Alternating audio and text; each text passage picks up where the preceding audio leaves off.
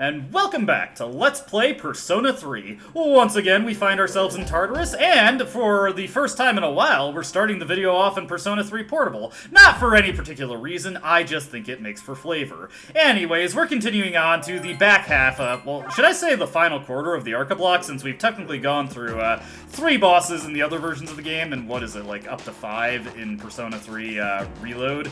Not quite. Getting a little bit ahead of myself, but yes, there are more bosses to deal with in Reload, which does keep things a little bit more interesting. But let's work our way through the earlier versions of the game. I'm probably going to be avoiding quite a few encounters going forward, because we are pretty well ahead in Persona 3 Portable due to all the grinding I had to do in order to get Neko Shogun, so I can mostly just avoid anything I don't need to fight. The main thing I'm looking for at this point is we need to find lustful snakes. Oh, and I think this is actually an enemy I have not yet seen in Persona 3 FES, so this is a chance to take out these guys. These are enslaved beasts, and these guys are actually not too threatening to deal with. They are weak to fire, which I am absolutely kitted out with fire with Popo at my disposal. Very good Persona to have at this stage of the game. We'll hit this guy with just a regular Agi, nice and cheap. There we go. And with an all-out attack, we should be able to finish them off. Because we're kitted out with the 100 attack power joke weapons, we do pretty sizable damage off of all-out attacks, even without Tarukaja buffs in effect, which is a nice little thing that we have going for us in Persona 3 Portable. Let me see, I don't think I have a Bareth in my stock yet, so let's add him back just to get more fusion options. Also, I have more fusion options in Persona 3 Portable due to my higher level at the moment. So yeah, the main thing we're looking out for is treasure chests and ideally strong shadows. Not a huge deal if I see them. In fact, I probably will need to do a quick egress in order to get some ice skills when I have a chance. Because I do not actually have any ice skills at the moment. Luckily, these guys are weak to Alek instead, so I'll just take him out with Take Minakata. Another one of those moments where I'm just carrying my thought into the battle because I don't want to interrupt myself. I've been waiting for this. Coming back to a point I made previously is we don't have the enhancer accessories in Persona 3 Portable, and unfortunately I'm not able to easily get Auto Sukukaja either, and it's really tedious to use Auto Sukukaja in this version of the game, and even more so in FES, just because switching your persona is so slow. I really wish there was an option to just set a default that you always go back to after battle. At least there's something resembling that in Persona 3 Reload. Let me see, all that effort just to find a dead end. I'll probably take the first access point I find back also, because I do need something with ice. That's a bit of coverage that I'm lacking, and I'm also not using Mitsuru in this game. I just want to mix it up a little bit, try and use slightly different parties between all the games. Although, once we reach a certain point, I'm definitely going to have dedicated parties that I'm going to keep using in Persona 3 Portable and FES, just because it makes those games more consistent and easy for me. So I don't have to worry about leveling up a bunch of characters that I don't really care to use. Okay, we got another guy over here, so let me just get this guy out of the way.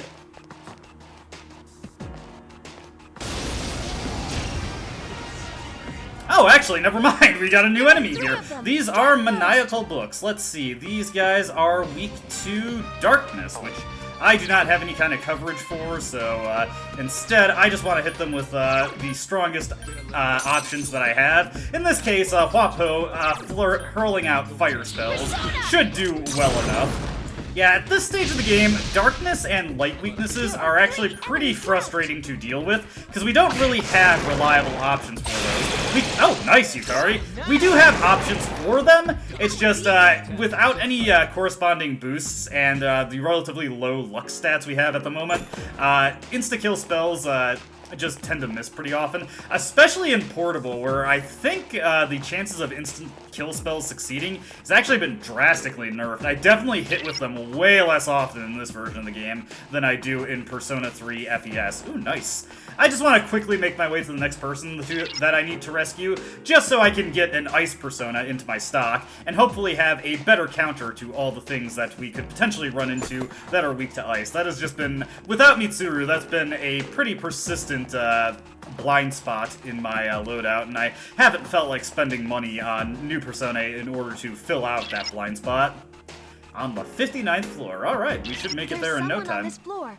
Find them, please. Will do, Fuka, will do. I wonder now. I was wondering if you zoomed in the, or expanded the map, it would show you where the person is. Not that it really mattered, because they were right in front of where we started. Crouching man going, and then we can take him back to the entrance.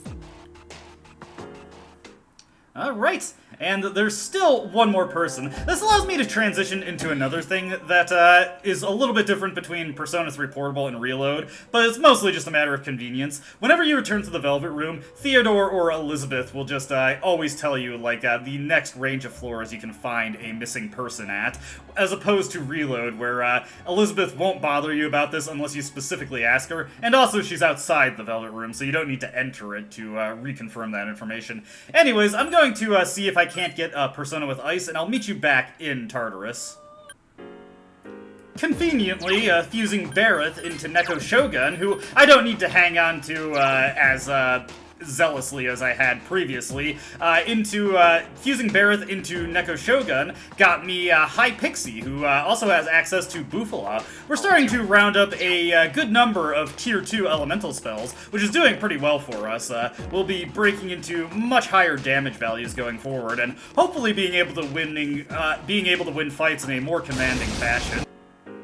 Alright, continuing onward. I had a thought that I was gonna say, but I think it just completely slipped my mind. Oh well, not a big deal. I'm sure it'll come back to me eventually. Or it won't, and I'll just leave you in suspense as to what could I have possibly been going to say. Actually, I did just remember it. I may actually have to do some dedicated hunting for strong shadows, which fortunately isn't too big a deal when I'm making return trips to floors, because there's always the chance that I'll get an event floor that is just loaded up with strong shadows. Also, this guy is blocking a treasure chest, so we need to take him out.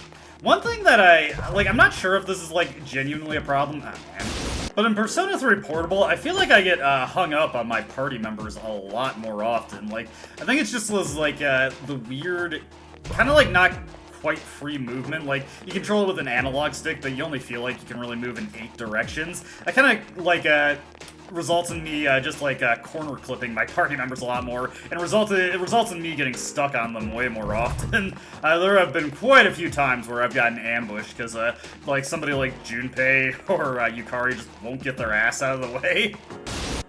Alright, continuing onward, and not worrying too much about my party members body blocking me. Hey, another guy guarding a chest.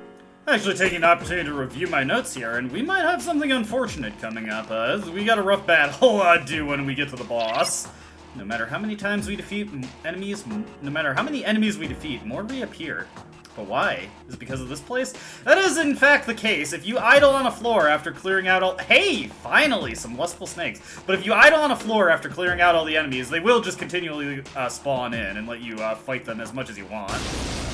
I actually got 2 snake scales off this. Yukari has also learned Magaru, which is something I would have appreciated having earlier. Unfortunately, she's 1 level short of learning Medea, which actually would be coming in handy soon, but I don't think I'm going to be able to get the experience I need in order to use that before I get to the point that I'm thinking of. Also, we got a rare form over there. I always seem to run into less of these in Persona 3 Portable, though it's probably just due to the fact I spend less time in Tartarus overall. Like, in an individual session, I'll definitely be in Tartarus for longer in Persona 3 Portable, but like, over the course of the entire game, just because my nights tend to be much more occupied in Portable, I don't go to Tartarus nearly as often as I do in FES.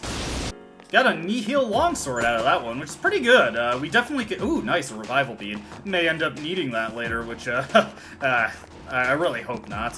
But I'm just looking at the fight coming up, and it's going to be rough, because I don't think I have too many options for dealing with the damage that's going to be thrown our way. But I'll persevere. I'll figure something out. Something seems different. Please stay alert. Fuka always says that, but I'm not really sure if it means anything. I'm wondering if it means that, like, a handful of more new enemies are sliding into the enemy, how do I want to say it? Like, the enemy formations, the enemy spawns? Well, I don't know, but sometimes there can be subtle changes to the enemies you're fighting on a given floor without the game just swapping out the entire set of enemies that you can run into. Alright, there are the stairs that I was looking for, and now we can transition into Persona 3 Reload.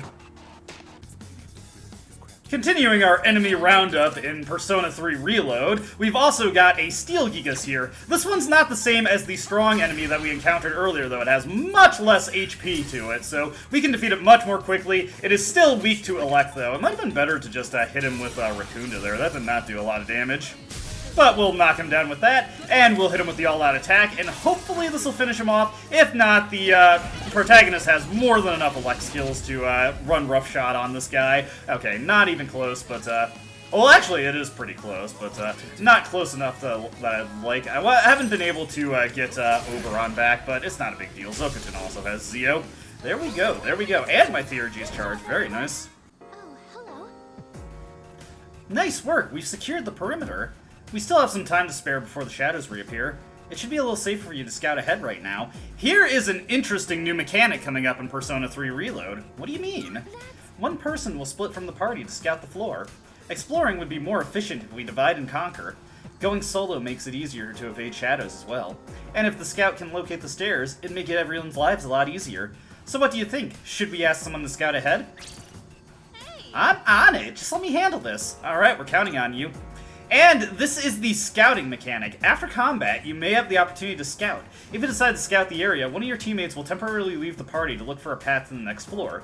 The ally scouting ahead will also collect items and hand over anything they've collected upon rejoining the party on the next floor. Note that you will be down a party member if you choose to scout. So yeah, as you can see, the map has already filled out. We already know the way up, and when we go to the next floor, and there's just a normal enemy on this floor, so I don't really need to go take that one out. We meet up with Yukari. Oh, there you are. I was taking a quick look up ahead.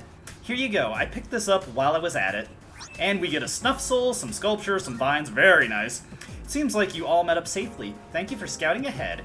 And if we look at the map here, well, also, we actually got another thing to show off, the people to rescue in Persona 3 Reload. I'm getting the reading of a person. Please go secure them right away. But what I actually wanted to remark on, I'm sure there's someone here. Check everywhere, please. You said that twice. Fuka, please. This brings us to the 50th floor, but we still have a long ways to go. Ah, sorry, I interrupted her. But as you can see, the map is also partially filled out. Let me get to the missing person now. You do your best with that, Akihiko, but here is the missing student. Now, compared to Persona 3 Portable, this must be one of the people who went missing. We need to provide treatment immediately. Please return to the entrance as soon as you can. We can ask for an escort to come grab them. In that case, please stand by until an escort arrives at your location. Alright. And that's my cue. Hang tight! Alright, I'm here. Let me take care of this. You get going! So, instead of having to return to the first floor, we can just have whoever's on standby at the base of the tower, such as Junpei, come fish the person out for us. Don't worry, we'll keep them safe at the entrance until you decide to leave for the night. If you find any more missing people, please rescue them as quickly as you can. So you don't have to return to the base if you don't want to. If you don't need to regroup at all, you can just keep your exploration going and have Junpei or whoever come fish them out. So that's nice. Over here, we've got a new enemy, the Maniacal Book. These guys are not weak to anything that Mitsurugi can do, not weak to anything that Akihiko can do, not even anything that Yukari can do. But what they are weak to... Oh wait, we don't actually know it, right? They're weak to fire, so we can just blast them with Maragi, knock them on their asses, and then all-out attack for the win. I love it when a battle is nice and easy like this.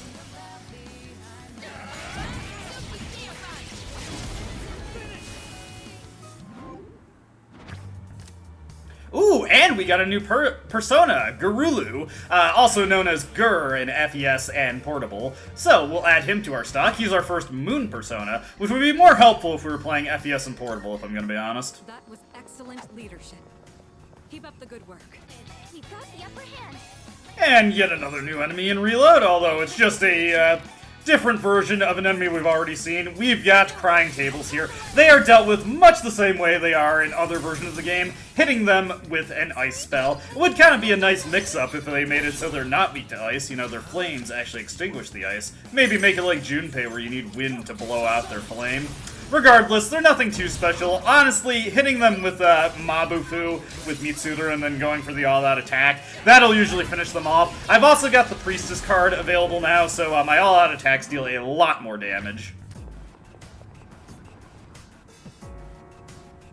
Now, the reason I had cut to a bunch of Persona 3 Reload clips is because we've got a new boss on floor 54. There's a powerful enemy up ahead. Please be careful if you plan on taking it on.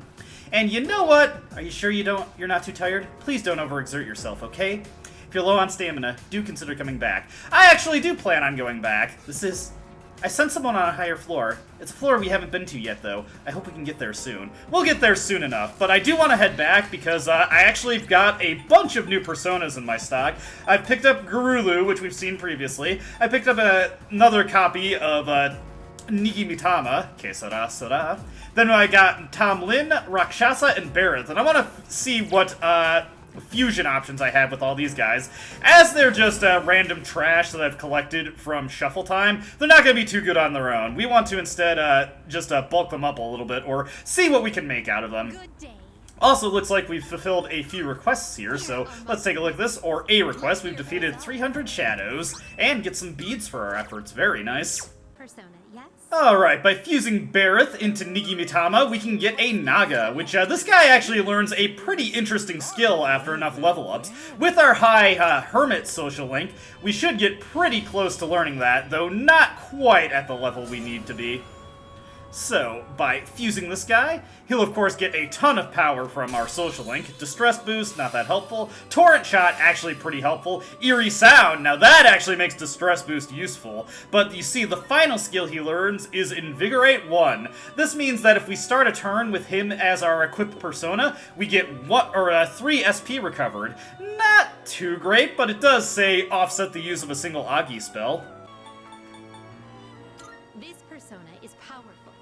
By fusing Gurulu with Valkyrie, we can get a McCoy, which, not something I particularly care about, but I would like to fill out the compendium with them, so we'll just take a bunch of generically useful skills, like, actually, you know what, no, we'll take Rakunda, and we'll take, Eha. We're not going to be keeping McCoy for too long, though, because we're going to turn around and fuse him right into Hanged Take Minakata, who will get some decent elect spells here. We're also going to take Auto Tarukaja, Auto Sukukaja, and look at that. We've got our very first persona with all of the auto buffing skills. Nice little clean fusion I made here. We'll give him a crit rate boost, and let's go with... I really wish he had Vacuum Slash. We'll go with Assault Dive, because that's the strongest thing I can take onto him. Pretty good persona that we've made here, though. Very nice. He also learns Zionga, giving us access to Tier 2 elect coverage. Beautiful, beautiful. I'm also going to take Tom Lin and fuse him into Anmaraki to create Slime. Not because he's a particularly good persona, it's just something I want to fill out the persona compendium for him sooner rather than later, so may as well get that taken care of. My run of fusion has left me without any ice coverage, so I'm actually going to take this opportunity to also pull a Jack Frost out of the compendium, so that I at least have an ice coverage option, and also I can start leveling him up, because he learns a couple of useful skills, namely Ice Boost once I level him up enough. And before we get into any further battles, I would like to use the Twilight Fragments on the clock here. We've got 30, more than enough to use the clock a couple times and still open every locked chest we come across. We're doing quite well on those. With all that taken care of, I am going to have Take Minakata be my default persona going forward, since having all 3 auto buffs at the start of the fight is going to be so useful, and now let's get into the boss fight. The enemy is strong. Please make sure you're ready before fighting. I am actually not ready yet. One thing I wanted to note is when getting into a boss fight, always be mindful of Fuka's SP. Remember, she cannot scan if she doesn't have SP in this game. So we got her SP recovered because we used the clock, but if I hadn't done that, she might not have enough SP to scan things that I'm getting into fights with. So it's a good idea to make sure to use either soul drops or soul chewing items on her.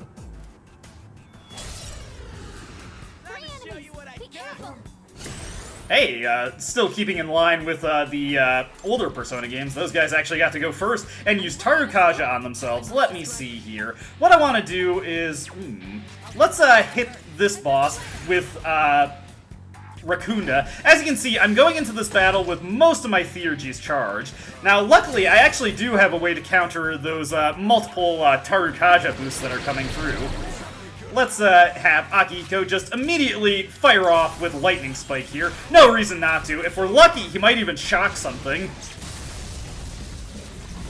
Yes! Oh boy! And that's actually very useful for Junpei. So I've got all 3 auto buffs on the protagonist now.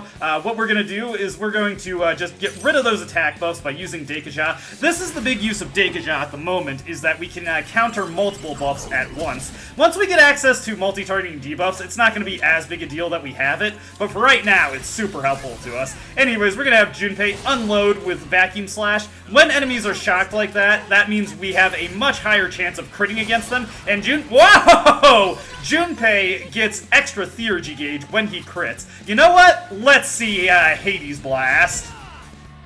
Or is it Hack and Blast? I think it's Hack and Blast. Yeah! Oh my goodness! Junpei! Junpei! Junpei! That was wild, my friend.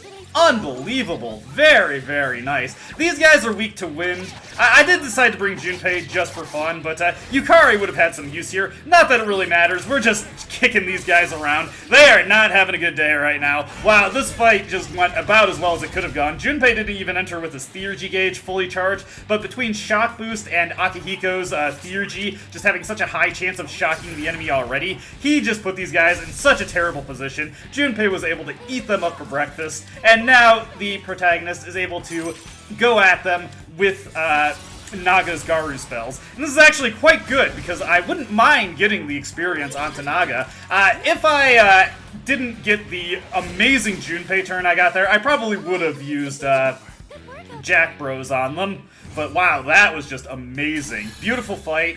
Experience all around. No level up for Naga, unfortunately. Gatekeeper eliminated. No other shadow activity detected in the vicinity. Roger that. Seems like we'll be able to take a small breather here. You sure look happy today, Mitsuru. Let me guess, you had a lot of stress pent up from being stuck as support this whole time. Not that. Not at all. I was just thinking about how Yamagishi sounded so dependable. Huh? I do? The connection is stable, and you accurately predict the Shadow's locations too. You're exactly what we need, don't you think so, Zeller? Yeah, absolutely. She is a huge help. You're exaggerating. Right now I'm just trying to keep up with everyone. But I'll do my best to meet your expectations. Now that we're all rested, shall we keep going? And I think that is a good idea. Okay, I've got your back, so let's move out once everyone's ready. And this is where we're going to pick up for the rest of the video. Just wanted to get a little bit of Persona 3 portable gameplay in there. Sorry, I talked over Fuka.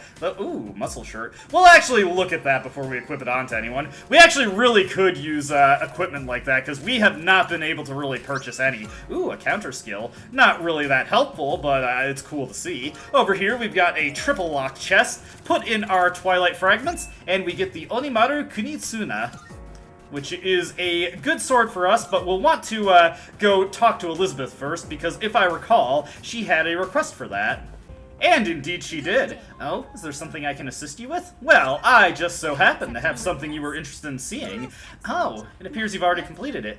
Here, take this as your reward. She doesn't give it. Ooh, nice! Crit rate boost. That is a very, very good skill for your physical personas. Definitely another thing we'd like to dupe when I have the opportunity. Anyways, now let's take a look at our equipment. The Onimaru Kunitsuna has a low chance of inflicting ailments. Mostly, I just care about the boosted attack power. Let's see. Junpei's got the hot head shirt. Who's got the weakest one? Well, that armor can only be equipped by men, if I read correctly. No, it was unisex. You know what? Let's actually, I should give it to Junpei anyway. He's got the weakest thing. So, Junpei, you are resistant to charm. Do I have any spare shoes? As a matter of fact, I do. Good idea to keep that in mind, and just, if somebody has outdated equipment, pass down stuff that other people are using when they're done with it. And with all that taken care of, we are ready to continue our exploration, starting out strong with a rare form right at the entrance for us. Alright, got Arcana Burst off of that, and an Agility Sutra from the, what is it, the, Magician card. Now we can get, cards up to level 5, giving some pretty good stuff, but what I want right now is this experience. Because we just defeated a rare form, get a huge amount of experience with a huge boost applied to it. My goal going forward is to try and funnel as much experience into Naga as I can. I used up my Jack Brothers Theurgy and then just went unloaded with physical attacks to kill it with him as my persona. As you can see, he's quite close to a level up. I don't care a huge amount for Invigorate, but it's not a bad option to have, especially when I'm trying to conserve as much SP as possible. He's our man. If he can't do it, no one can. Now give me some double fives. Yay! Oh, okay, that was cute. I like when I have a chance to let the characters talk. I like to. It is very easy to accidentally interrupt their discussions here, which is kind of frustrating. A shadow. What will you do? Oh, hey, we got another new enemy here, Venus Eagles. I believe these guys are still weak to ice, but if not, I can just cycle around. I don't have them up on my compendium at the moment, so we're just going to unload with everything we have. Sometimes you can kind of finagle out what demons are weak to, or shadows are weak to, based on their skills, and I'm seeing a pronounced light weakness here, so let's see if we can't pass over from a crit. Unfortunately, no. Don't worry, Junpei just merely has not reached his full potential yet. Anyways, there we go. Yeah, that is another nice thing that Fuka scanning does for us, is it shows us enemies' skills. And like I said, sometimes you can puzzle out what the enemy is weak to based off of what they can use. If they use a specific spell element, more often than not, they are weak to the opposing spell elements. Just a little way you can remove a bit of the randomness from figuring out weaknesses there. Let's see. Ooh, Makoha. I already have one, though. I do need to fill out my persona stock a little bit after doing a mass fusion drive, so we'll be picking up anything that I can to add more fusion options for me, especially as we gain levels and we gain access to even stronger fusions. Alright. Anything I missed here? No. Continue to the next floor. Hey, another person to rescue. Kinda looks like you, Narukami, honestly. I'm getting the reading of a person. Please go secure them right away. We'll definitely have Yukari come fish him out. I'm sure there's someone here. Check everywhere, please.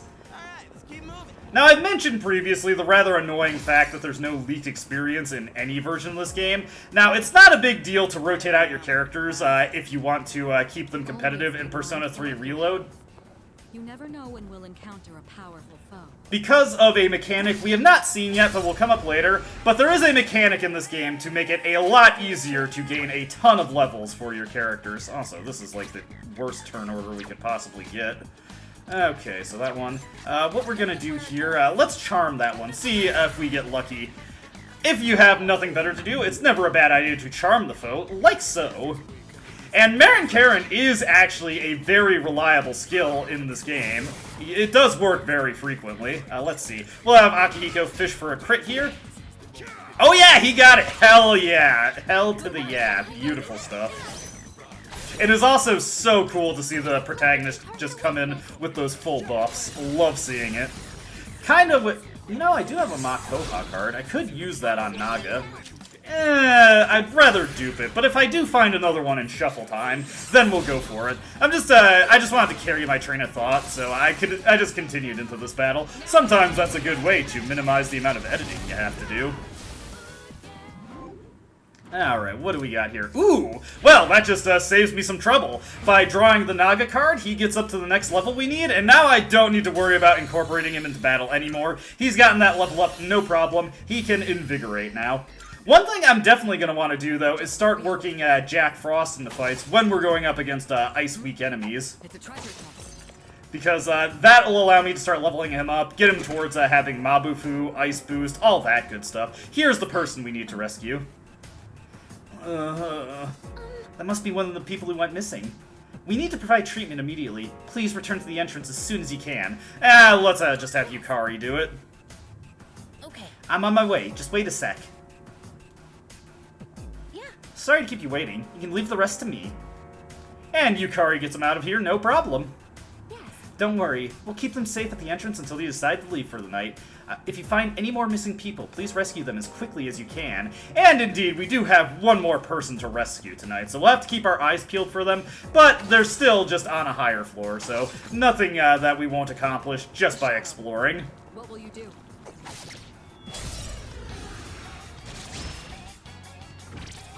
My chance. And here we have a fight with the Jealous Cupids. These guys, actually, you know what? This is a perfect opportunity. I was mentioning how I need to get Jack Frost into fights, so one of the nice things that you can do with the shift mechanic is just take down an enemy single target, then we can switch over to Jack Frost. Unfortunately, it's going for Naga instead. We want Jack Frost. We'll take this guy down with a Bufu spell.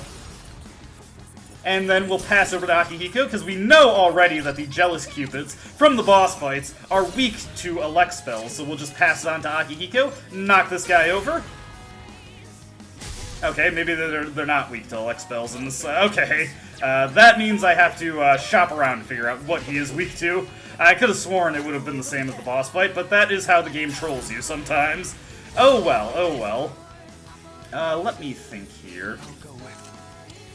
Let's try Garu, why not? Oh, you know what? I should have looked at him more closely. I wasn't looking at it. Okay, he blocks that. Okay, he's using Dia here. I could just scroll on my compendium, but I don't know exactly where it's located, so I don't want to waste too much time. Ah, that is terrible. Gotta love it, gotta love it. Here comes a Magaru. Nothing too bad, although, ooh, god, I didn't realize Junpei's HP was so low. I wasn't paying attention to the amount of spells or physical skills he'd been casting. Mitsuru is unfortunately indisposed there. Okay, he is weak to ice. Damn, I could have just used that. What we want to do here is don't forget that you have items. Let's use this Umugi water here, get everybody back in fighting condition, get Junpei back on his feet. Yeah, he's undoing a lot of my work. The funny thing is I had just done Mabufu, I would have known that. Oh well. Let's go for Agi here, and then we'll pass it over to the protagonist and just start bufuing everything. Won't be huge damage, but it should be good enough. I'll definitely need to heal Junpei after this fight is over. One other thing that I haven't really commented on regarding Theurgy, or at least if I did mention it, it was pretty offhand. When you strike weaknesses, that also builds Theurgy gauge for you. So passing it around, getting turns, and hitting weaknesses, and aside from your just primary ways of generating Theurgy, those are all ways to get a lot of points for it. Ah, god damn it. If only Mitsuru wasn't indisposed. There we go, there we go. That took a little bit longer than I would have liked. I played that a little messy. I also need to heal up Junpei when I get a chance.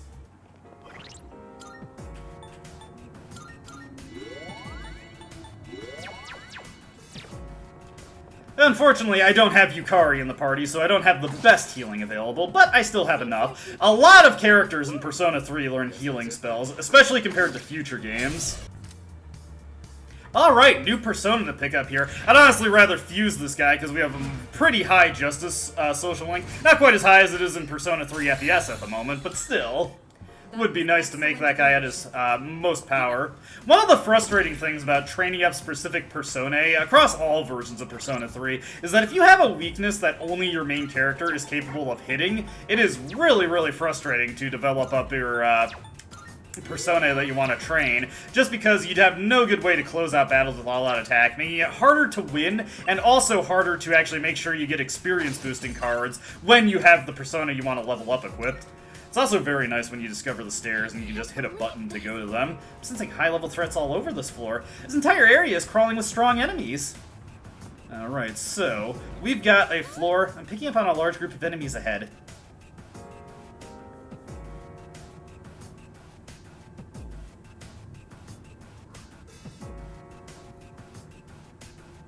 Even if you took a detour, it's unlikely you'd be able to avoid them entirely.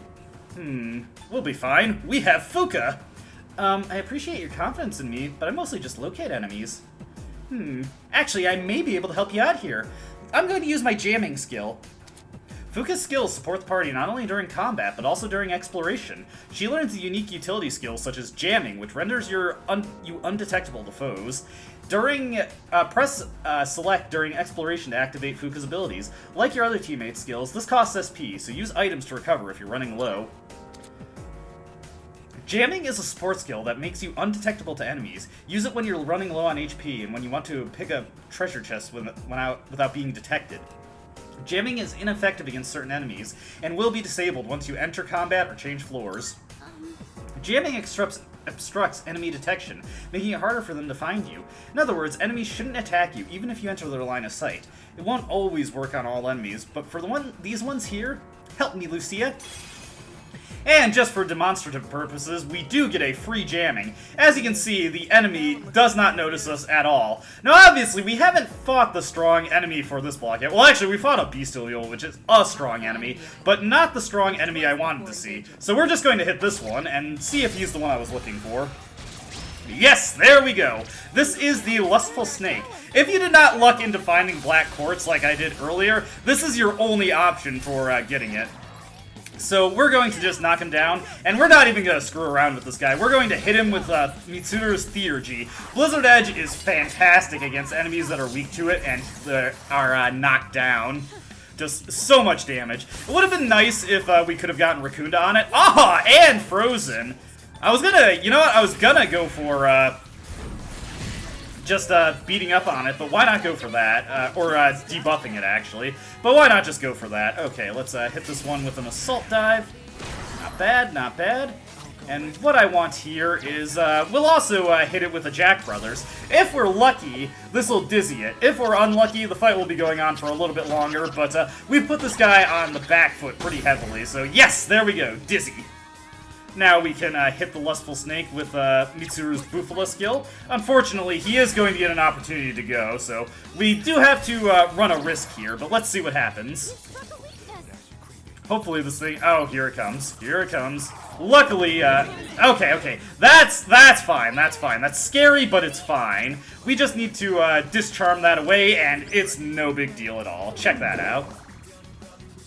Alright, we'll hit this guy down. And you know what? Let's see here. We'll have Jack Frost take him down, and we should be able to finish him off with an all-out attack. If we don't, Mitsuru's turn is still going to come around, so we're really not under any threat here. And we'll get a ton of experience for Jack Frost, which is something that I've really wanted. Okay, there we go. That's not a big deal. Mitsuru, finish this sucker off. There we go. There we go. I'm not used to my damage in this game being so low. It's gonna be nice once we start getting some boosting skills on everybody. Get a level up for Jack Frost, getting Mabufu onto him. Long ways off from learning Ice Boost, and Akihiko has learned his first buffing skill, Sukukaja. This mostly just exists so that you can activate his own Theurgy charge condition, so not really something that's too tactically helpful, at least in my opinion. You are free to disagree with me, but I don't think it's that great. I don't have the, like, the biggest opinion or the highest opinion of accuracy and evasion buffs and debuffs in Persona 3 and Persona games. They're fantastic in, mainline SMT like Nocturne 4 and 5, where the press turn system exists. That's not to say they're useless. There are plenty of times where they can be helpful in these games. I just don't care for them nearly as much as I do in games like Nocturne. We've secured the area. Do you want to send someone out to scout ahead? I did see a strong enemy, but we've already hit Arcana first, so why don't we send Akihiko out to scout? Alright, so he went along ahead. Did he find anything along the way? No. I just want to fill in this little spot on the map, just on the off chance there's something here, just an enemy here. Definitely not fighting that without it. Definitely not fighting that without a full team. So we'll just go to the next floor. Here's Akihiko, and what did he get for us? Makoha Gem, very nice. Koga Gem, excellent. Some good stuff there. Seems like you all met up safely. Thank you for scouting ahead. Alright. And we've got a ton to grab here, so let's see. Yeah, we'll get to work on grabbing that treasure. Looks like Akihiko already got the treasure off to that other side, so let's explore the unknown areas. More likely to find our rare chest there. Not the least because it was marked on the map. Every time we enter. Oh, hey, and another new enemy here. I don't know if this guy is weak to elect like he typically is, so we'll just find out today. Again, I could scroll down my compendium, but that's awkward to do when I'm in the middle of commentary, so we'll just try and figure it out. Let's take a look at him. Yeah, nothing that helps me there, so I do just have to guess, unfortunately. You won't always get, ooh, nice. You won't always get something that's helpful like that, so let's try and land a crit on him, since he's that much more vulnerable to them now. Alright, Junpei critted something. And he critted the beetle. There we go. And with this all-out attack, we should deal some huge damage to them.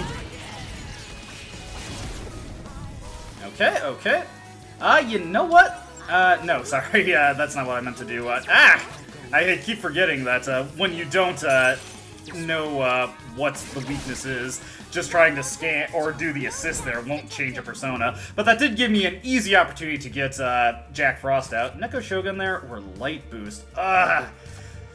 It stinks, but I should really take more Persona. Who knows when I'm going to see Neko Shogun again, and the ability to just pick him up without having to bother to fuse him is really nice. That was tempting, though, to get that late boost there. I better use a Umugi water while I'm thinking of it. Remember, your items are no good unused, so in lieu of having Yukari in the party, we may as well use some of these multi-target heals that I'm otherwise not going to have too many opportunities to use. Or, by the time I do need multi-targeting healing, I'll have stronger stuff available, and the Umugi waters will just be sitting in my inventory, dusty and unloved. Perfect.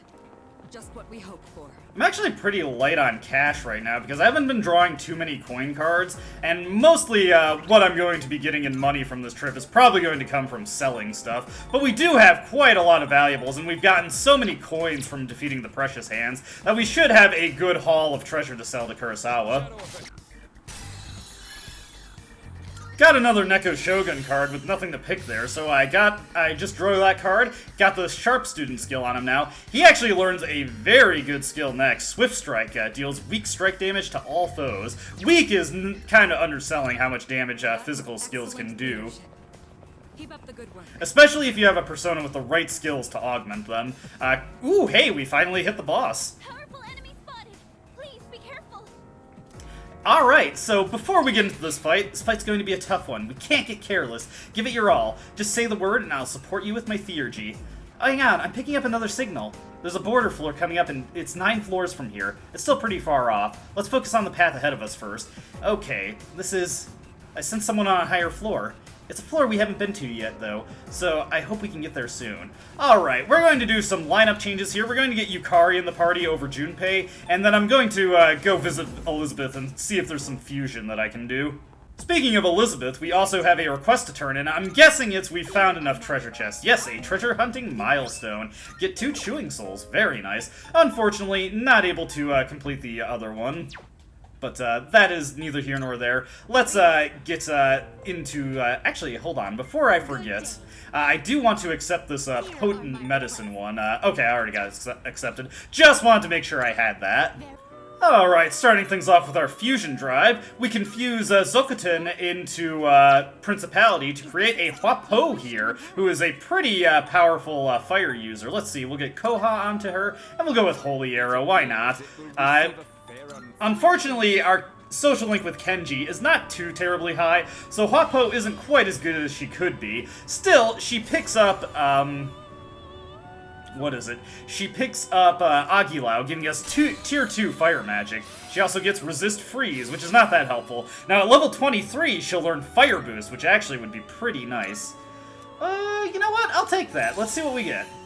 Oh my goodness! Okay, hold on. We're going to register that immediately. Sometimes skill changes can give you good results. Oh, she's already registered. Okay, cool. That is an excellent skill at this stage of the game. That is the multi-target version of Rakunda, lowering the defense of all foes. Amazing to get at this stage of the game. I don't really like taking skill changes because, unlike some other games in the series, this game doesn't tell you what you're gonna get, so it can result in you getting some complete crap for something you wanted to keep, which is really obnoxious. This time, though, I got lucky and got something amazing.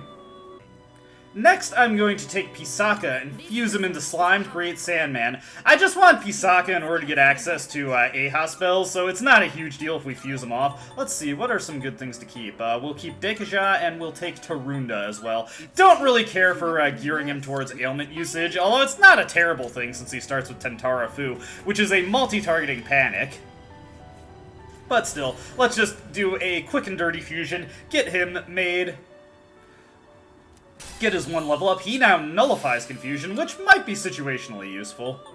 Next, I'm going to take Neko Shogun, because I really don't care about the skills that he's going to learn. I'm going to fuse him to create High Pixie. Unfortunately, High Pixie is not going to level up enough in order to get Bufala there, but that's not a big deal. We'll just fuse her up. Now we have some stronger ice coverage over what Jack Frost can do for us. Though, of course, I'm still going to try and level up Jack Frost as much as I can. Alright, with all those preparations taken care of, let's get into boss time. Let's head back to the past first.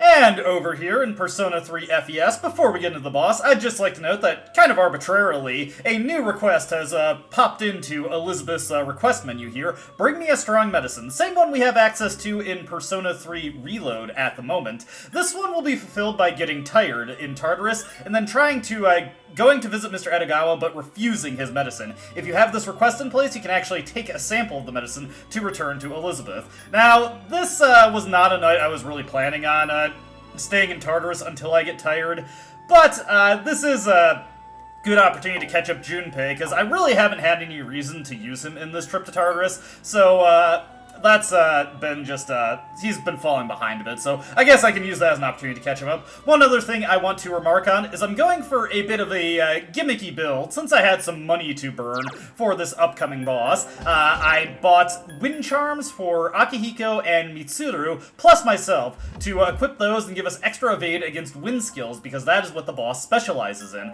I've also bought combat boots for everybody, to make sure that we're as evasive as we possibly can be. One character in particular I'd like to look at is Yukari, who, her combat boots, in a moment of serendipity, actually have the Evade Elect plus Evade Elect Medium ability. A very good bonus for her, and something that's very desirable for her to have in the near future. Now, the other thing that I'd like to point out is some updates to my Persona stock.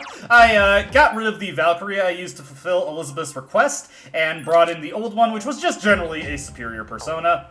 I've also created a Principality, which I created this one, I believe it was Barith, and I pulled out a Chimera to create it. As you can see, he has a pretty good selection of skills, plus the Recarm skill, meaning I'm not strictly reliant on revival beads to revive anyone anymore, though I did pick up a good supply of them, just to make sure I don't have any problems going forward. The other notable update to my Personae is Orpheus, actually. I invested every bit of Onyx I had into some cup cards to upgrade his endurance, bringing him up to 18 endurance, making him on par with an endurance specialist at this stage of the game, and giving him much more defense when I pull him out to use Cadenza, which is very, very helpful. With all that taken care of, let's get into the boss fight.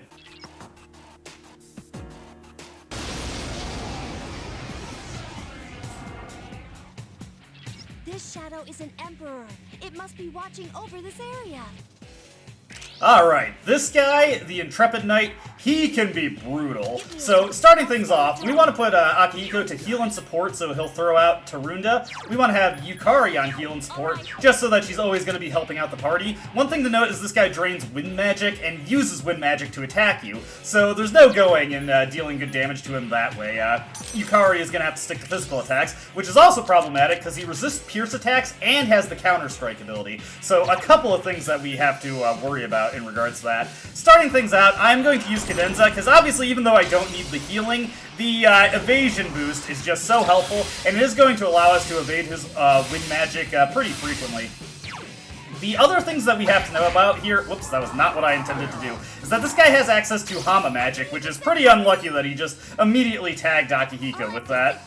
But I should have paid attention to my turn order there. If Yukari doesn't know this guy's weakness, he will, or she will, just use wind magic on him right away. If she doesn't know, or if she does know the weakness is set to heal to support, she will not attack it at all, because she will not risk getting counter-struck off of the arrow attacks, nor will she allow, what am I trying to say here? Nor will she obviously attack the wind, or attack with wind spells, because he drains it. Now, this fight, it can be pretty slow and... Ooh, that's very lucky. This fight can be pretty slow and annoying, because this guy has, like, close to 700 hit points, and we deal very, very little damage to him. And unfortunately, every now and again, Mitsuru is just going to waste turns using Marin Karin on him. Pretty infamous trait of hers. If she had Bufala at this point, she'd probably stick to using that. Anyways, Akihiko, since he's on heal and support and he's not under a certain HP threshold, he will use Tarunda on the boss to weaken him, which will help us out considerably. When we don't need Tarunda, in effect, we'll have Akihiko be on Act Freely. For my part, I've got Principality equipped because he nullifies Hama skills, so I don't have to worry about that. What I do have to worry about is his endurance is pretty low. This boss also has access to Garudine, and that can hit us for some pretty heavy damage. Luckily, my Shirt of Chivalry, if I'm at full health, will allow me to avoid the worst of that. With Ice Boost that I have on him from fusing him off of a, oh no wait, it wasn't Barrett, it was Valkyrie. Fused him off of Valkyrie, so he has access to Ice Boost to boost up the effectiveness of those Bufala gems that I can use, giving us a pretty potent damage boost. Of course, we're mostly still going to be reliant on the occasional crit we can get on this guy. And my evasion should be expiring here, yeah. But luckily, unlike other buffs and debuffs, evasion buffs can be refreshed, or rather, evasion via cadenza can be refreshed just by recasting it. It's been a while since that's been relevant, so I want to reiterate it here. Cadenza is the one buffing effect in the game that you can actually refresh it before it expires, which is what makes it so good. So he's going to use Magarula, which can deal tons of damage. Yeah, very, very nasty. But luckily, with the Tarunda in effect, even with the Mind Charge, we don't have to worry too much about that. What we do need to be mindful of is when Tarunda is expiring on him, because that would be a disaster if he got the Mind Charge Magarula out without us having some form of damage mitigation in play. Let me think about what I want to do here. I think the safest thing to do is to just switch back off the Principality. We'll tag him with another Bufala gem, which again, with the Ice Boost, should deal some decent damage. Yeah, there we go. Okay, he goes for another Hama on Akihiko. Annoying if he hits it, which he didn't. I believe your evasion stat also works against Hama, so you don't have to worry too much about it hitting if you have decent luck, as in the stat, and evasion boosts in effect. This is going pretty well. The big thing that can speed this fight up is if you or Akihiko manages to shock the boss. If that happens to go through, let me think. I want Akihiko actually to debuff this guy. He doesn't have a Mind Charge in effect, so I'm not too worried about him hitting me with anything nasty. But we do want to get that Tarunda up before he has a chance to nail us with a Mind Charge Magarula again, which he is going for. When our turn comes back around, we will equip Orpheus, cadenza everyone again, and we should be fine. If he uses Garudine and he targets the protagonist, that could be problematic, as you can imagine, but we'll see if Orpheus has enough defense to overcome that. If not, we have pretty good odds of dodging it. Obviously, this strategy is pretty intensive on the SP, but I have plenty of Chewing Souls and Snuff Souls at this point, so I'm not worried at all about that. I just need to be mindful about when I'm using it. That's the benefit of using those Bufala gems, is that I'm not using any SP to throw those out, so that's a big boon in conserving SP and saving it for cadenza. Alright, Magarula, that's fine. We should mostly dodge it? Okay, not mostly dodge it. That's actually one of the situations where I'm gonna double tap Cadenza, because that will, that's just the most effective form of healing that we have. And as you can see, our party is just kind of going through the motions of healing. I think I forgot to take Akihiko off of heal support, so he's going for a Dia there again. Fortunately, Akihiko will attack if he has nobody he needs to heal, nor any debuffs to cast, so it's not the end of the world. With this cadenza in effect, we should be pretty good. This will put everybody in a good position in terms of their health, and he doesn't have a Mind Charge up, so we don't have to worry about that either. Alright, let's see what we got coming up. Here comes the Garudine. This is where Orpheus really comes in clutch. Check that out. That's the power of boosting up Endurance. Endurance is actually a surprisingly valuable stat at this stage of the game. Alright, let me think about what I want to do here. I do need to be mindful here. Let's see. I'm gonna put Akihiko on heal and support because I've lost track of the turn counter there. I'm going to stay on Orpheus, and I am going to use, because Yukari's turn isn't coming up. If he hits me with another Garudine, I'm screwed, so... Actually, you know what? No, he could tag me with a Hama, so if I get attacked regardless, it's gonna set me back a few turns. Instead, I'm gonna switch to Principality for guard against the Hama, and as long as I get to full health, I don't have to worry about what Garudine can do to me. God damn, I don't really have any good I don't really have any good healing. I'm gonna have to use the emoji water. Oh, that heals for more than I was expecting. Okay, another Garudon coming through. If we're lucky, Mitsuru will dodge. If we're unlucky, she won't. That's fine, that's fine. The Tarunda is still in effect, and Akihiko's on heal and support, so they should team up to, him and Yukari should team up to recover his HP a little bit. I'm going to keep Principality equipped here, and then I'm going to hit myself with a Chewing Soul. Let's go with the Chewing Soul. It's better to play it safe than sorry. Who knows, if I get unlucky and the fight might drag on for a little bit longer. So let's just get as much SP up as possible. Alright, he's gone for Rakukaja. This is the last thing he can do, and it's just kind of tedious, really. It just extends the fight a little bit. I could switch to something that has Raccoonda, but I'm not overly concerned about that. We're just gonna chip him down little by little. You don't want to overcommit or overextend on this fight. Just take it as smoothly and simply as possible. Never assume that a turn's gonna go your way. Alright, luckily I wasn't thrown off of my turn order too badly, so I am able to switch over to Orpheus and get that cadenza back up. There we go. And once again, our superior dodge rate is fully established. I did notice earlier that Tsukukaja and the cadenza evasion buff were in play, so I'm wondering if those stack. I don't really know too much about how cadenza works in terms of its nitty-gritty. I know some of the obscure stuff about it, of course, like the fact that it refreshes, which is not a property of any other buff or debuff in this game. Also, because he's going for, ooh, there we go. That's what I was talking about earlier, with the ability to speed up the fight if he gets a shock. This should actually let us win the fight here, even with the Rakukaja in play. If you're lucky, Akihiko will tag that much earlier. I wasn't too lucky. We've also got a pretty bad... Oh, man. The Rakukaja really neutered that. Here comes the Magarula, but, okay, dodge, dodge. Very nice, very nice. Maybe I should have just had Yukari rush there. Whatever the case, when it comes back to my turn, I should be able to switch the Principality and just throw out another Bufala gem. If the Rakukaja wasn't in play, we wouldn't have had to worry about that. One thing to note about Shock, and I believe also Freeze, is that they should disable counter skills, in addition to disabling the enemy's defense, so you don't have to worry about those popping off. Fortunately, well, it's not really much of a concern either way, because, Our strongest attacks are magic anyways, which obviously I don't have to worry about Counter-Strike proccing off of. This won't deal as much damage as it could, but it'll deal... Oh! Does that ignore defense debuffs? I'm wondering if that ignores, what is it? Ice Boost also. There we go. Nice little finisher for Yukari there, in a fight that she otherwise struggles with. Now we can move on to the Persona 3 portable version, but let's get our treasure first, just to see what we get here. Over here, we get a Soma, very nice, very nice, and some Megiddo gems, much more useful in Persona 3 Portable, honestly, not that great in this game. Alright, let's get to the Persona 3 Portable boss. This shadow is an emperor. It must be watching over this area.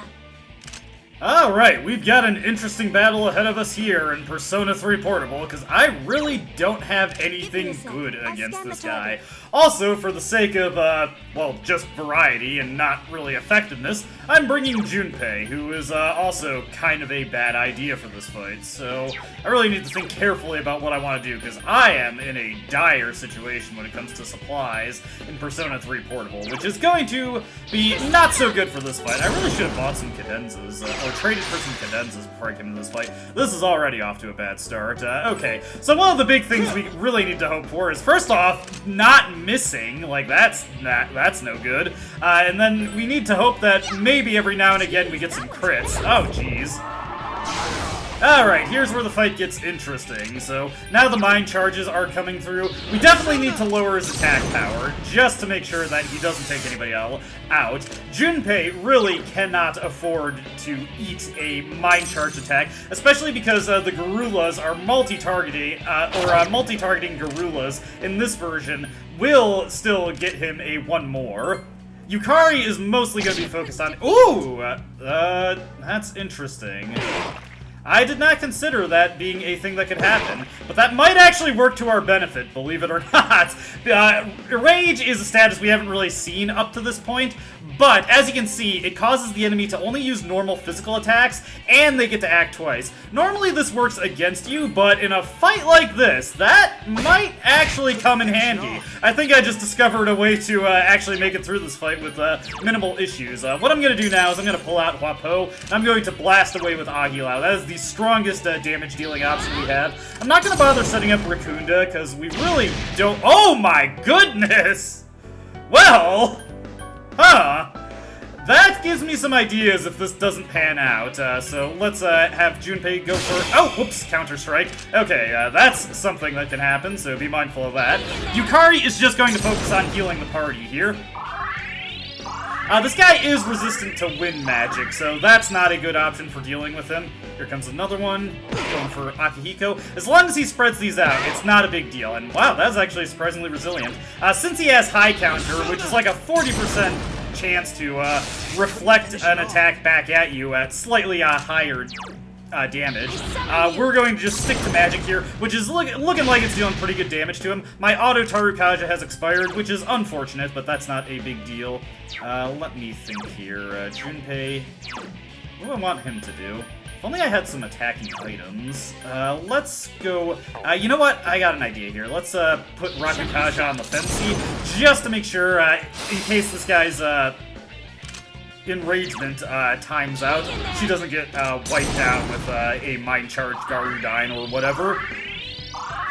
He's still got one more turn on the Tarunda. Okay, he has recovered. Here comes the Garudine. Fortunately, he decided to wing it at Yukari like an idiot, so that is no problem there. We honestly should be able to finish this guy off with no issues. That was I was actually dreading this fight. I did not know that ailments could work on this guy. I'm not used to that working on bosses in this game, so I just accidentally blundered my way into a really effective way of defeating this guy. That is incredible. I was dreading this. I thought this was going to be the worst version of the fight, and instead I just discovered a new strategy for beating him really easy on the fly.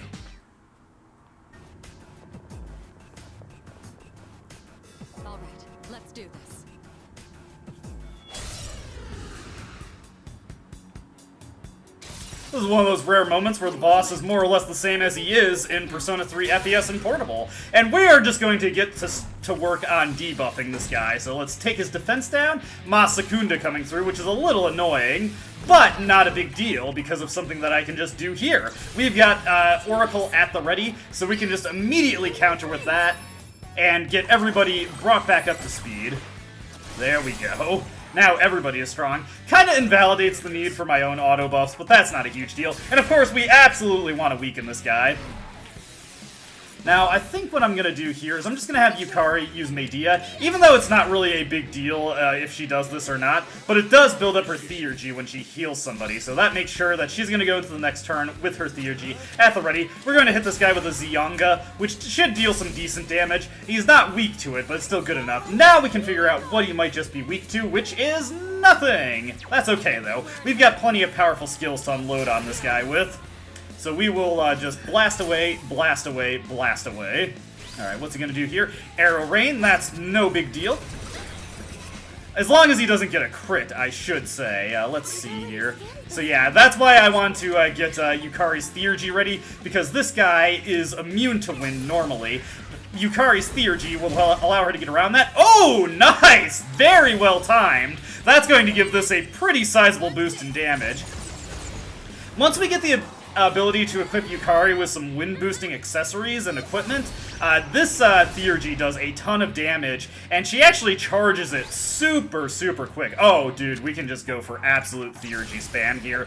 This is lovely. I love it when I get stuff like this. Alright. Take him down another peg.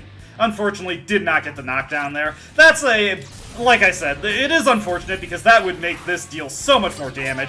Knockdowns are a 50% boost to the damage that you deal to enemies. But again, not a huge deal. Hit him with that, still 257 damage. He's going to Tarukaja himself. What we're going to do here is we're going to have... Ooh. You know what? Screw it. We're going for another Theurgy. Theurgy spam all day, every day. And now we are going into Yukari's main thing to do when she is not able to actually attack the enemy. She's just going to cast Medea ad nauseum, get everybody's HP up and get a huge amount on her theurgy gauge. Look at that. That was like a quarter of the gauge there. Let's see here. Do we have anything with Tarunda? I had been keeping a few things with it earlier. There we go. Yes, I made sure to make sure Sandman still has it. If we can get this guy to waste his turns on just purging the debuffs from himself, that is also pretty good. Another good just standby action that Yukari has is that we can just have her, what is it? Use Secunda on the enemy, which can help out quite a bit. Unfortunately, I wasn't paying attention to when his, what is it? His defense debuff was running out. So now we're going to be dealing a lot of less damage because our buffs are also starting to run out. Unfortunate, but not a big deal. So let's, once again, get Medea going up. Get a huge amount on Yukari's Theurgy track. Yeah, that multi-targeting healing just charges that up so quickly. Hell, she might be ready to go in just 3 turns, which is pretty impressive. Let me see here. Actually, I want to switch to Takemi Nakata because he is resistant to those pierce skills, so that helps us out quite a bit there. Alright, hit this guy with a Raccoonda, get our damage back up. Unfortunately, it's not really practical to try and reapply any buffs to my party if Oracle happens to charge, which is very unlikely, but in theory, if it did... Oh, wow, look at how much that just mitigated the damage that came in. Yeah, Oracle's definitely not going to recharge before we kill this guy, but it is something to keep in mind for particularly long battles. And once again, just hit the party with a Medea.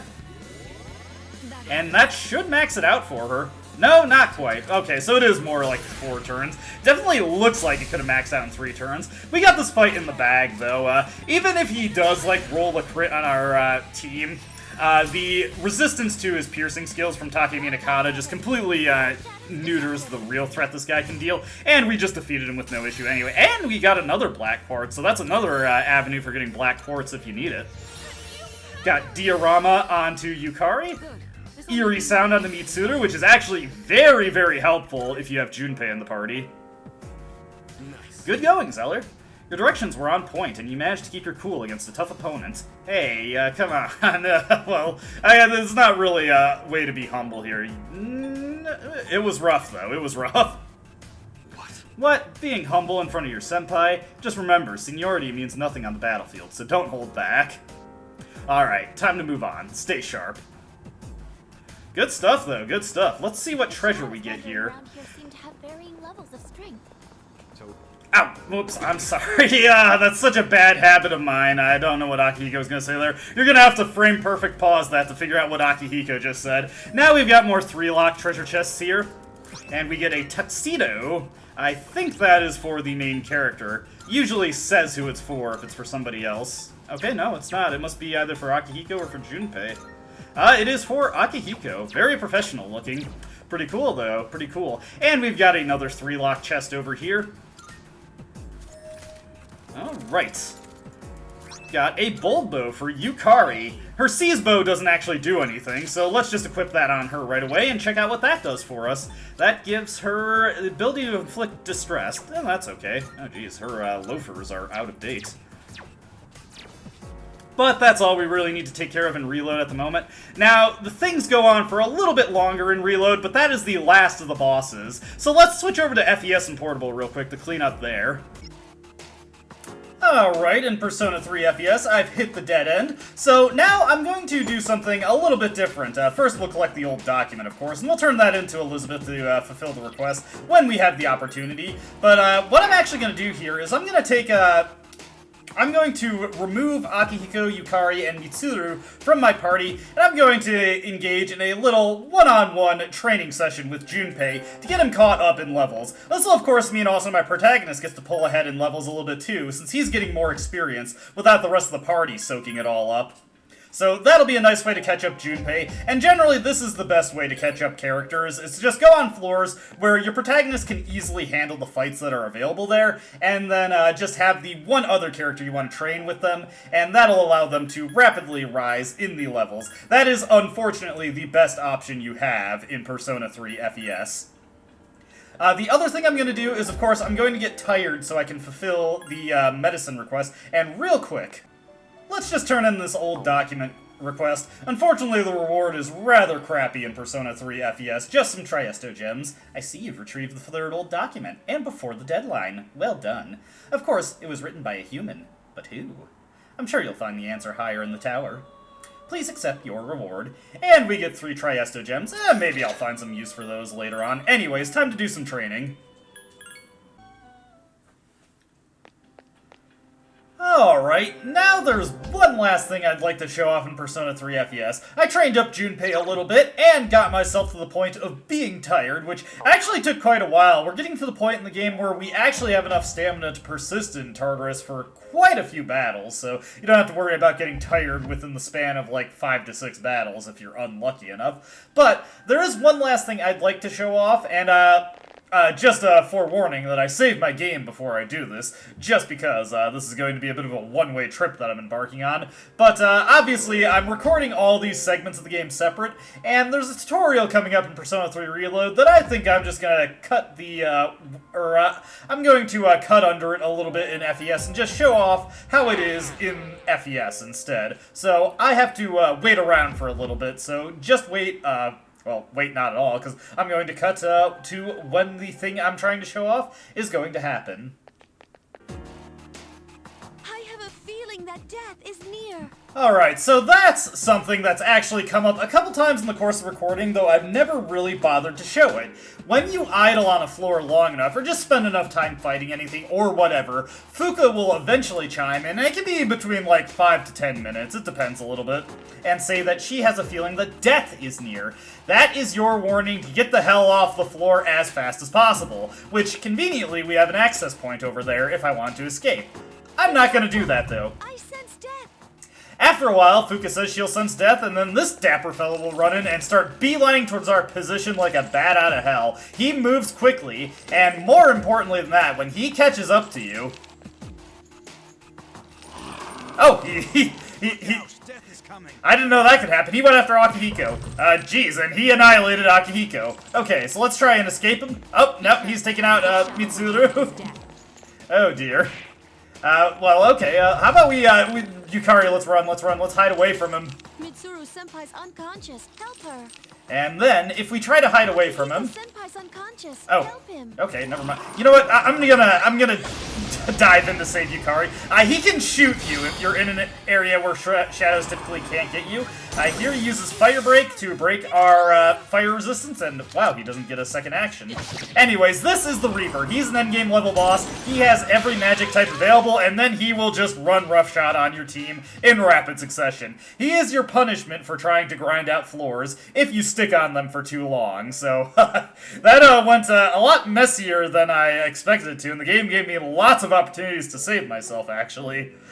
So that was kind of weird, but yes, Death is an endgame level enemy. He is a bonus boss, and it'll be a long time before we're able to fight him. The notable thing about him is that on special floors, like when there's more enemies, or there is no enemies and a ton of treasure, Death has a chance to appear much more quickly. His timer is much shorter in those situations. So you have to be very careful on those floors, and that's why I was usually moving pretty quickly and trying to make my way to the stairs as quick as possible on those kinds of floors. So that's the punishment for idling on floors for too long. It's also the last thing I wanted to show in FES. I've accomplished everything I want to in Tartarus for FES tonight. I didn't make as much money as I liked, and I didn't run into any rare forms either, so no new Nihil weapons, which is a bit unfortunate, but not a big deal. I'm otherwise prepared for the rest of the month, and I have enough money to play around a little bit, so that's nice. So let's continue on and finish off the video with Portable and Reload. There's someone on this floor. Find them, please. Cutting back into Persona 3 Portable, we do have our last person to rescue here on floor 61, the highest floor in the range that they were projected for, and also, oh, of course, they're right past that shadow. Let me get this jerk taken care of. Anyway, now we can save them. We've got the collapsed woman. Let's fish her out, and then I can return to trying to complete Tartarus for this month in Persona 3 Portable. I still need to get one last encounter with lustful snakes, which is kind of annoying. Meanwhile, in Persona 3 Portable, I've hit the top floor and have not yet encountered the second batch of lustful snakes that I need to take care of, so I will just have to do that real quick. It's not a big deal. I was expecting to get stuck on the boss for a while, so I don't mind spending a few more shall we say, minutes in here. Hopefully it's just minutes. It took about 5 minutes for me to find some more lustful snakes to get the remaining skills. Not too bad, not too bad.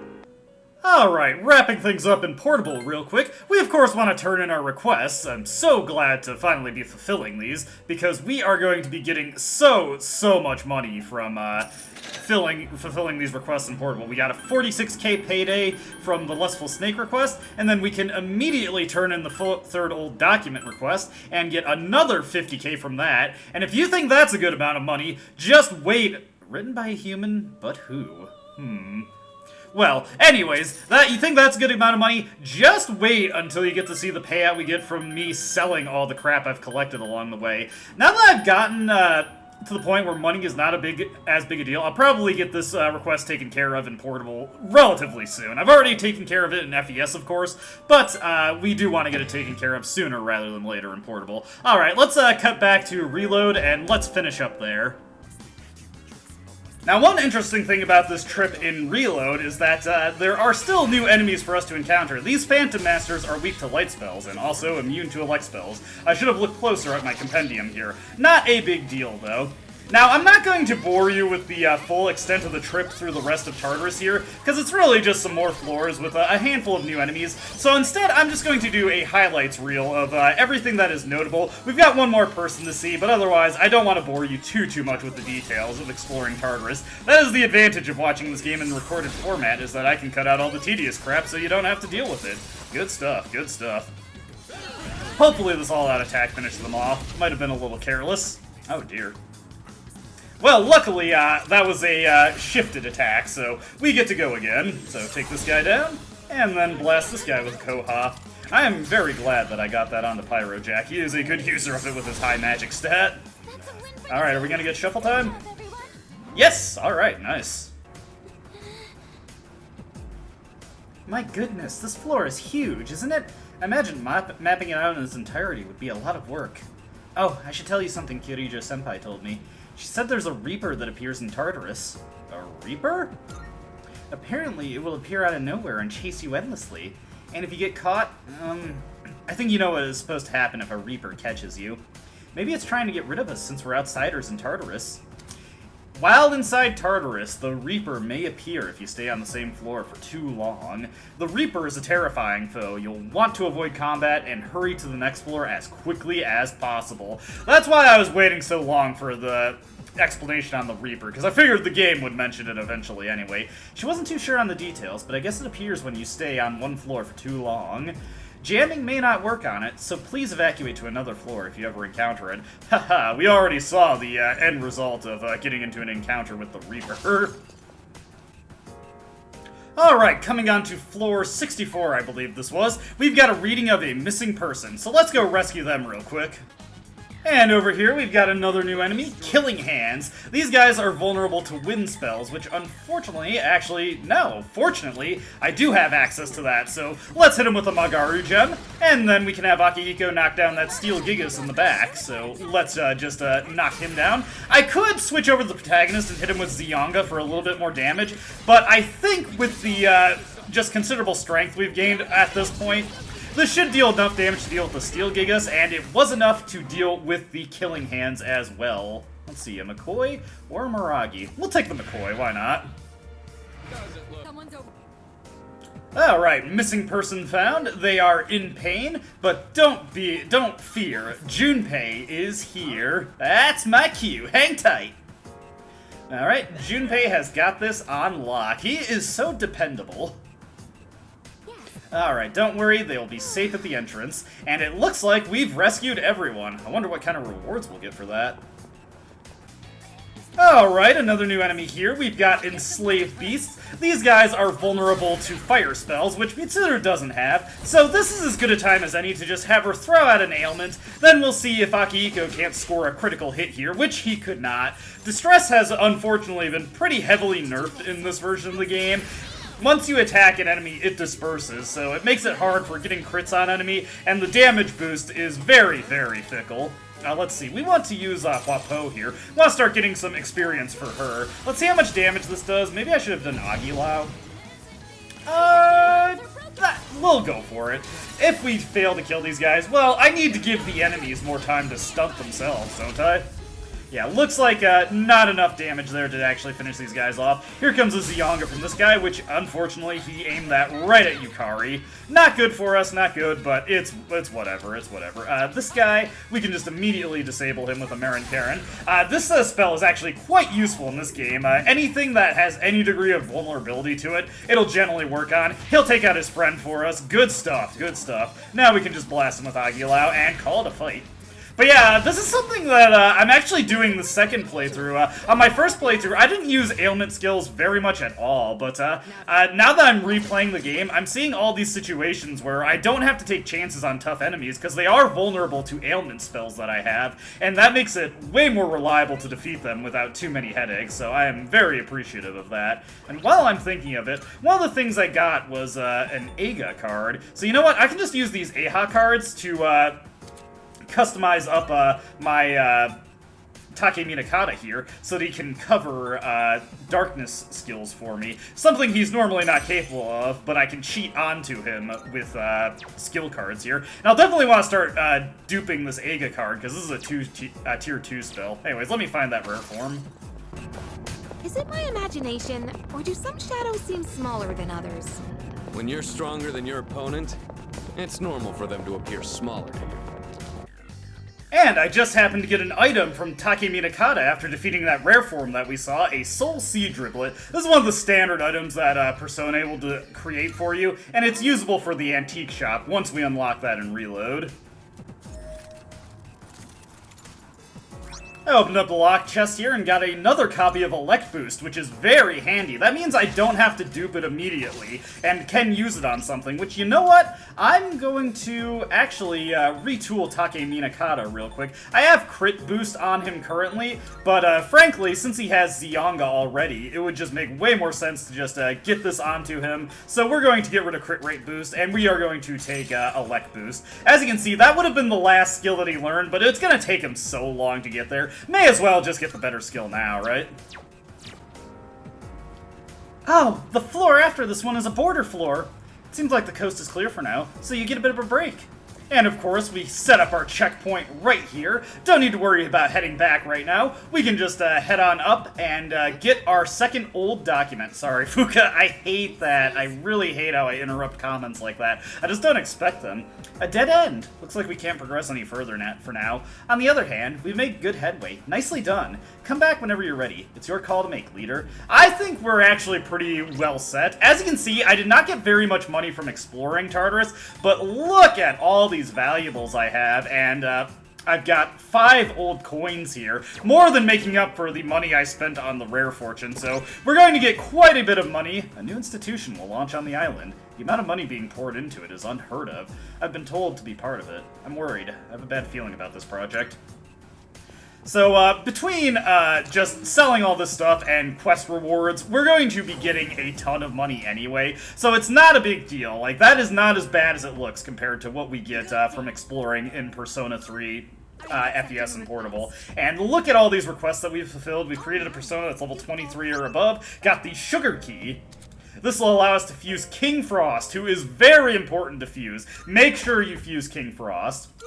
We got a fusion milestone here, getting us a bunch of Twilight Fragments. I actually only used up about, I'd say like 20 of the 30 that I came in with, so we're still looking pretty good on our, what is it, Twilight Fragment stock. And then we've got 30,000 yen for the old document, so already a big bit of money there. We're already up to 50,000, and we're going to be getting even more once we leave Tartarus. One last thing I want to do before I go is I want to register some of my personae, and then I want to look around at my fusion options. The Velvet Room.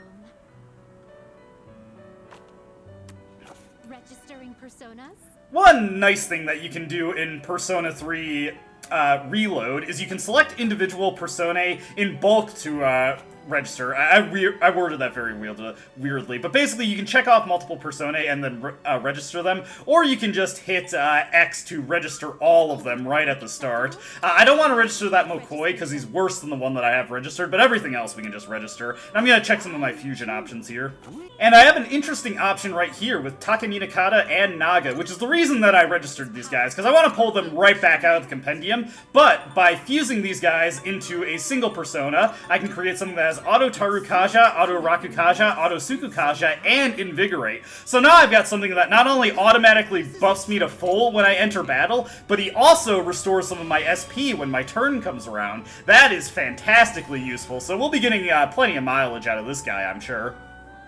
Another persona fusion I'm doing here is High Pixie into Mokoi to create Takemizuki, and this guy is going to get a tremendous bonus from the skills that the social link we have with Hidetoshi. If I hold off a little bit, I could get even more for this, but I'm not too concerned about that. As you can see, Zionga, Arutaragaja, and Getsue. Getsue is an interesting physical skill. As you can see, the closer we are to a full moon, the more damage it does, which is much better than how the skill works in Persona 3 FES and Portable, where it only gets a damage bonus on the full moon. Basically, the closer we are to the full moon, the base power of the skill goes up by a value of up to a 50% bonus, I believe, inching ever closer with each day we get closer to the full moon. And obviously, when we're getting closer to the new moon, it gets weaker. Zane is the new moon equivalent of the skill, and it works much like you'd expect. And with all that done, I think we're done with Tartarus for the month. I would have liked to get a little bit more money just from exploring and reload, but it is far from the end of the world. I've got more than enough, and with all the treasure that I have to sell, we're likely to get a huge amount of funds from that. So the future is looking bright for us. We have no more money woes in our future, and we have a ton of requests to fulfill, so it's going to be great. As always, I hope you enjoyed watching, and I hope to see you in the next video. Until then, though, goodbye.